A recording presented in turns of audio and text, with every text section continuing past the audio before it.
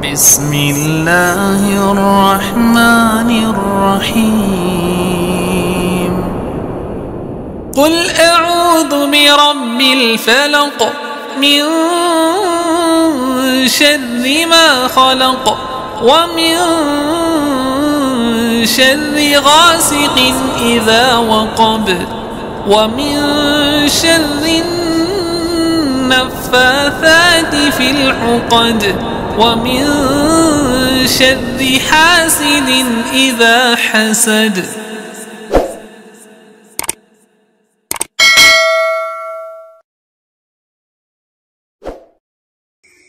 Assalamualaikum warahmatullahi wabarakatuh.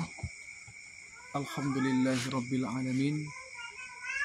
Wassalatu wassalamu ala asrafil anbiya'i wal mursalin wa ala alihi wa sahbihi ajma'in. Amma ba'd. Qala Allah Ta'ala fil Qur'anil Karim wa huwa asdaqul qailin. A'udzu billahi samil alim minasy syaithanir rajim. Bismillahirrahmanirrahim.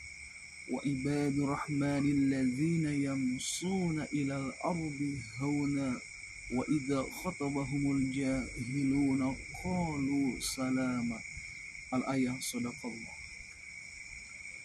Alhamdulillah, segala puji milik Allah Rabbi, dan puja mari kita panjatkan kepada Allah Azza wa Jalla, dan syukur mari kita panjatkan kepada Allah Rabbul Ghafur, karena atas karunia-Nya lah, karena atas izinnya, ridhonya, sehingga kita masih diizinkan untuk melakukan aktivitas. Mudah-mudahan aktivitas kita dari bangun tidur sampai tidurnya lagi menjadi amal soleh yang dicatat oleh malaikat raqib. Amin, amin, amin, amin ya Allah ya Rabbal alamin. Oke saudaraku, saat ini saya ingin menyampaikan perihal penyakit gangguan non medis yang mungkin sering sekali saat ini banyak ditemui ya. Dari mulai pembicaraan orang yang terkena non medis dan medis itu sudah tidak asing lagi kita dengar ya. Oke saudaraku, saya ingin menyampaikan perihal penyakit non medis yang saat ini banyak dialami oleh siapapun. Itu semua terjadi atas izin Allah Ta'ala. Kalau saja kita mau kembali kepada Allah Ta'ala melalui firman-Nya yang ada dalam Quran dan Sunnah Rasul. Allah telah berfirman di dalam surah Al-Falaq ya. A'udzu billahi minasyaitonir rajim. Bismillahirrahmanirrahim. Qul a'udzu birabbil falaq min syarri ma khalaq. Nah, dari ayat tersebut bahwasannya Allah telah berfirman, katakanlah Muhammad, berlindunglah dari kegelapan malam, dari orang-orang yang berbuat zalim di malam hari. Nah, di ayat ini jelas terjadinya asbabun nuzul, sebab-sebab turun ayat ini adalah sebagai doa. Surah Al-Falaq ini bisa menjadi salah satu doa kita. Dari siapapun orang yang zalim, hendaknya kita disunahkan membaca surah Al-Falaq dengan lillahi ta'ala, dengan ridho Allah Ta'ala, yaitu dengan ikhlas. Oke saudaraku, nah sihir, teluh, santet, guna-guna, pelet, itu semua bersifat non medis. Cuma yang saya ingin jelaskan di sini adalah guna-guna orang zalim itu biasanya bekerjanya itu di sepertiga malam.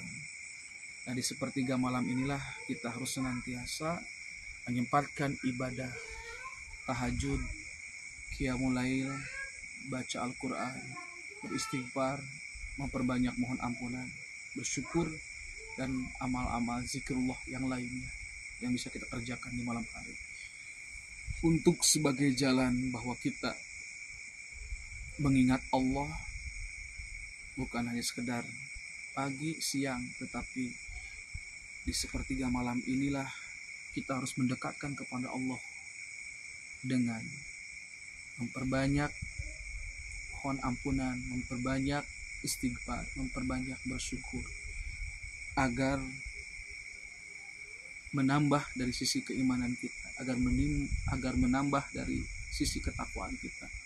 Oke saudaraku, sering terjadi ya penyakit non medis yang saat ini banyak yang mengalami kejadian seperti kena guna-guna, kena santet, kena teluh, kena pelet. Ingat ya, bahwasannya saya ingin menyampaikan bahwa penyakit itu ada dua sebab. Satu, apabila iman kita bagus, amal soleh kita bagus, ketakwaan kita istiqomah, bolehlah itu dikategorikan sebagai ujian dari Allah Ta'ala. Ujian diizinkan oleh Allah Ta'ala adalah kepada orang-orang yang bertakwa, orang yang mengerjakan Al-Quran yang 30 juz dalam bentuk akhlak.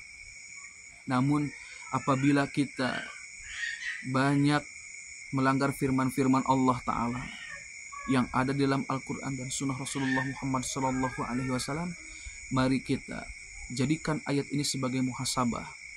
Seperti dalam surah As-Surah, A'udzubillahi minasyaitonirrajim. Bismillahirrahmanirrahim. Ma asabaka min hasanatin faminallah wa ma asabaka min musibatin fabima kasabat aydikum. Yang artinya, dan apa saja kebaikan itu datangnya dari Allah, dan apa saja bencana musibah yang kau terima itu disebabkan dari buah tangan sendiri. Sudah jelas ya, kebaikan itu datangnya dari Allah, seperti hidayah, seperti kenikmatan.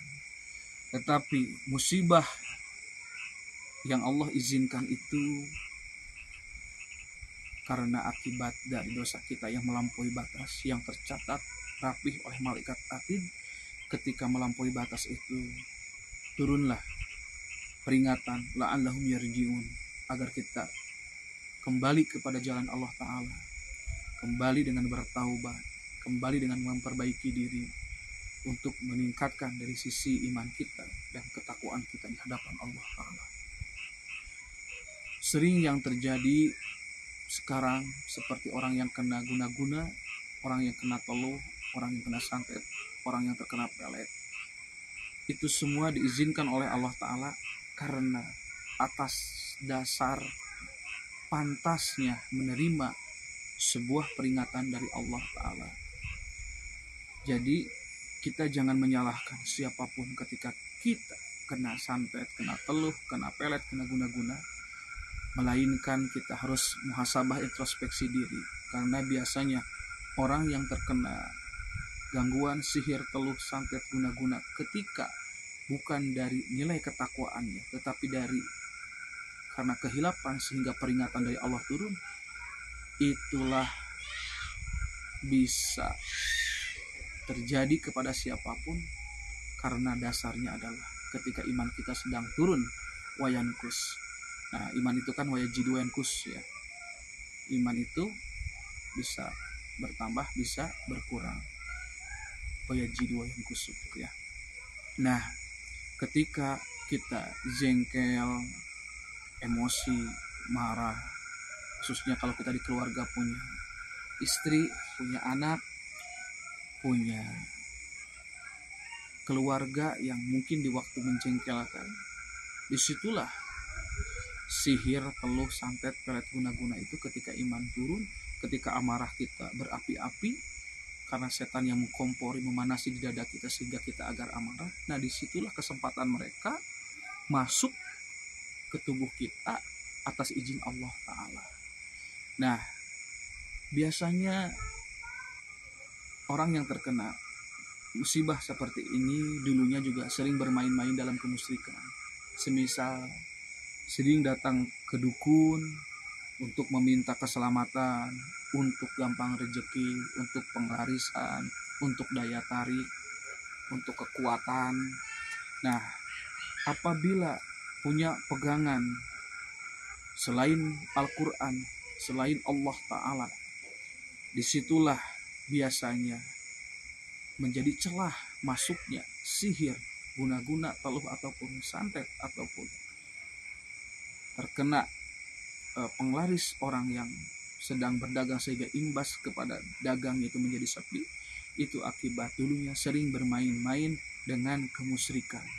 Saudaraku, kerugian yang sangat amat penting adalah kita harus kembali kepada firman Allah Ta'ala.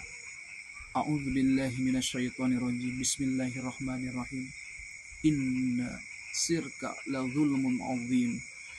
Yang artinya sesungguhnya dosa syirik, dosa musyrik itu adalah dosa yang sangat besar dan tidak akan diampuni oleh Allah Ta'ala.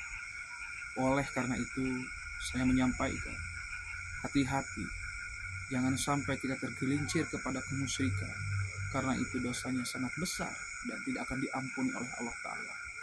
Bagi saudaraku yang masih percaya kepada dukun, dengan misal kita berdagang, minta penglaris, dikasihlah jimat berupa benda, bisa dari batu ali, bisa dari raja, bisa dipasang susuk, bisa melalui amalan-amalan yang tidak sesuai syariat Islam. Itu jangan sampai kita kerjakan, karena itu akan menjadi dosa besar di hadapan Allah Ta'ala. Selain dosa besar, itu akan mengalami efek kepada kitanya itu, untuk kesehatan pun akan menjadi dampak kita sering sakit. Biasanya orang yang sering melakukan kemusyrikan karena tubuhnya dirasuki oleh makhluk ciptaan Allah yang namanya jin, yang akhirnya itu bisa terkena asam lambung, perutnya terasa kembung, terasa gak enak, dan di mata sering kelayangan, sesak nafas di dada sampai ke belikat, dan resah di hati, dan di pikiran susah berpikir fokus karena akibat banyaknya makhluk yang masuk ke organ tubuh. Nah, itu semua dampak konsekuensi akibat kita bermain-main dalam kemusyrikan. Dan imbasnya juga ketika kita punya pegangan selain Allah Ta'ala, selain Al-Quran, selain sunnah Nabi. Ketika kita melakukan kemusyrikan, bagi orang yang sering mempunyai amalan yang tidak sesuai syariat Islam, itu akan kena mudah, kena sihir, kena pelet, kena guna-guna, kena santet. Dan orang yang suka memakai penglaris itu juga bisa imbas nantinya ketika penglarisnya itu kalah dari orang yang punya penglaris, itu juga bisa berdampak dagangnya menurun atau bangkrut. Selanjutnya, bagi orang yang memaksakan mencintai seorang wanita ataupun seorang laki-laki dengan pelet, nah di suatu ketika itu juga bisa mengakibatkan efek dia akan terkena pelet oleh orang-orang yang zalim. Jadi sebenarnya semua itu ada sebab akibat. Jadi sebabnya apa? Itu karena pernah melakukan kemusyrikan. Akibatnya dari kemusyrikan, selain kita menjadi dosa besar di hadapan Allah karena atas dosa syirik, atas kemusyrikan yang kita lakukan, nah itu pun akan berdampak kepada kehidupan kita. Tidak akan adanya keberkahan dan banyak persoalan-persoalan yang diizinkan oleh Allah Ta'ala yang menimpa kita, yang tentunya sangat berefek berat. Karena ketika kita punya Tuhan selain Allah, disitulah Allah akan memberikan peringatannya dengan bertubi-tubi kepada kita. Dari salah satu penyebab itu, mari kita jadikan ibroh, jadikan pelajaran. Jangan sampai kita tergelincir dalam kemusyrikan yang berakibat nantinya fatal. Oke saudaraku, jadi saya sampaikan ya, kita di malam harus senantiasa menyempatkan walaupun satu salam, bersolatlah, meminta pertolongan kepada Allah seperti dalam firman Allah Ta'ala di dalam surah Al-Baqarah, A'udzubillahi minasyaitonirrajim. Bismillahirrahmanirrahim. Wasta'inu bis-sabri was-shalah wa innaha lakabiratun illa 'alal khashiyin. Yang artinya, Sesungguhnya meminta pertolongan kepada Allah dengan sabar dan sholat itu berat. Illa alal khasiin, kecuali orang-orang yang khusyuk. Kenapa kita harus memperbanyak amal soleh melalui sholat sunnah?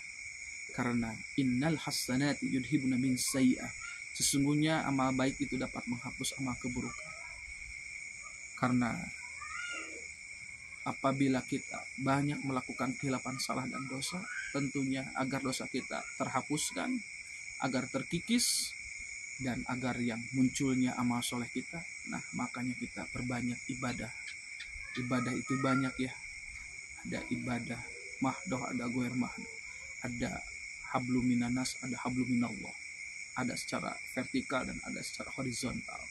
Nah, yang dimaksud ibadah di malam hari ini tentunya mungkin kita sudah sering ya mendengar dari para kiai, para ustadz, para ajengan, para tokoh ulama menyampaikan bahwa dari sebagian sepertiga malam ini kita disunahkan untuk mengerjakan ibadah tahajud. Ibadah tahajud itu variasinya banyak, bisa sholat tahajud, bisa sholat istikharah, bisa sholat witir, bisa sholat hajat, bisa membaca Al-Quran dan tafsirnya, bisa berintrospeksi, muhasabah, memperbanyak istighfar, mohon ampunan, serta bersyukur kepada Allah, bisa zikrullah dengan tasbih, tahmid, takbir, tahlil. Itulah semua amalan-amalan yang disunahkan oleh baginda Nabi Muhammad SAW. Cuma yang harus kita luruskan adalah niatnya. Karena innamal a'malu binniyat, sesungguhnya amal itu tergantung niat.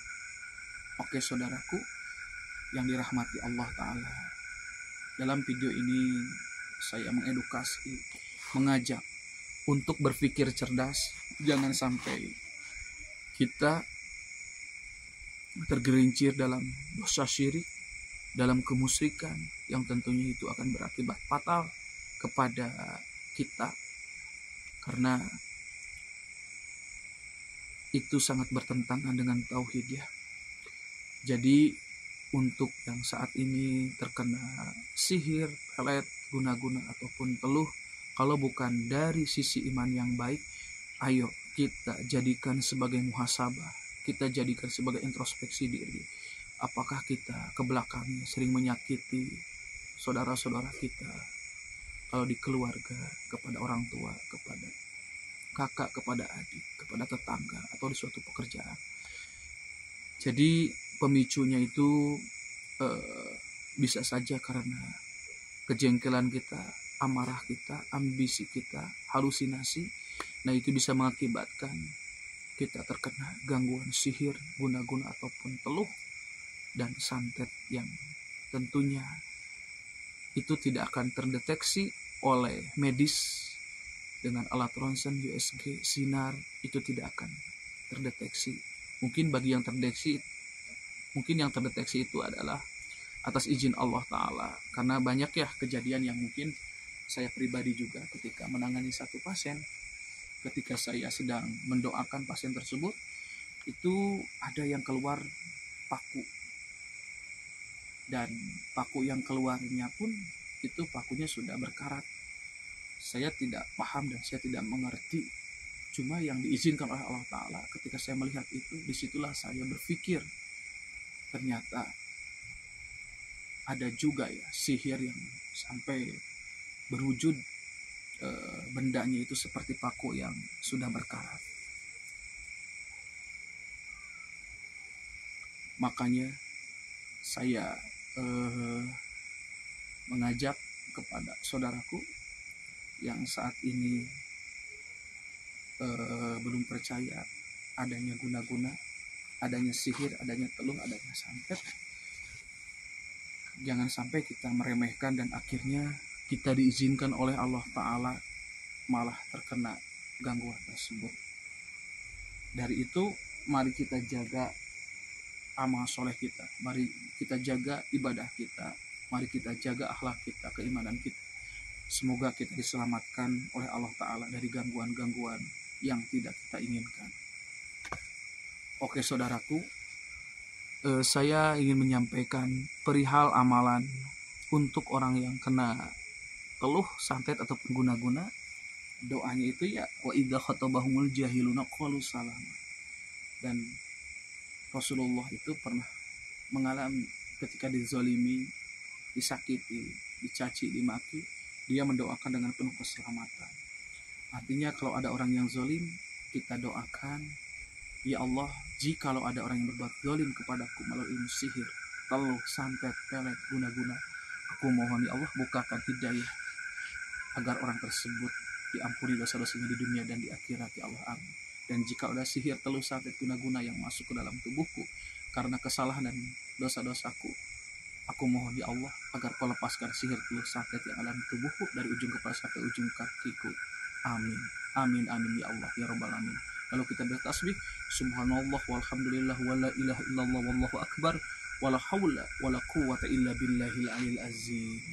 Nah, dengan fokus, dengan santai, dengan tenang, berdoalah memohon kepada Allah agar sihir, teluh, santet, guna-guna, pelet bagi siapapun saudaraku yang saat ini mengalami tersebut,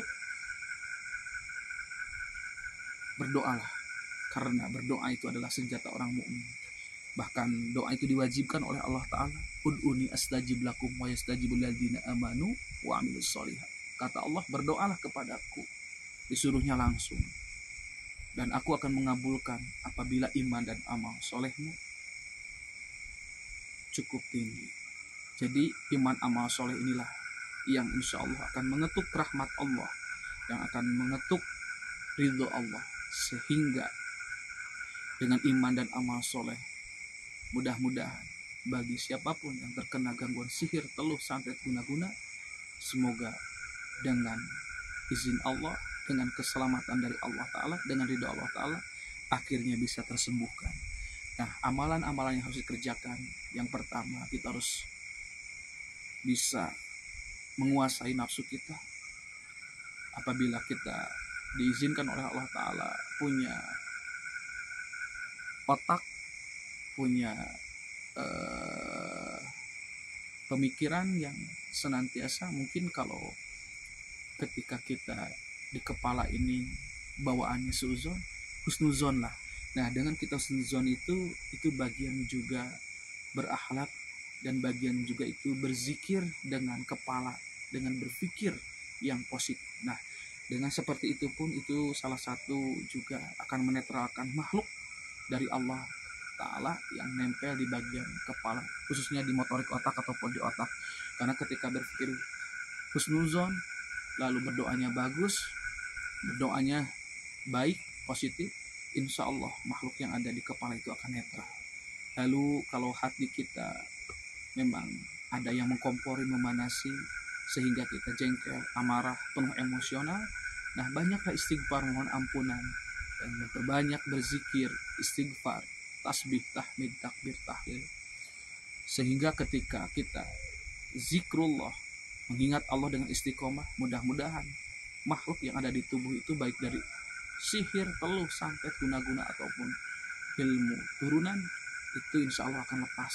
Yang ada di dada, di perut itu kan ada usus itu fungsinya mencerna makanan. Jikalau kita dalam mencerna suatu masalah dalam keluarga dengan emosional, dengan kejengkelan, sehingga ada sihir, teluh, santet, guna-guna masuk ke perut, disitulah banyak mohon ampun kepada Allah atas apa yang dikerjakan, khususnya di dalam keluarga, kejengkelan, kemarahan emosional kepada suami, kepada anak, kepada orang tua, kepada mertua, kepada siapapun di keluarga kita.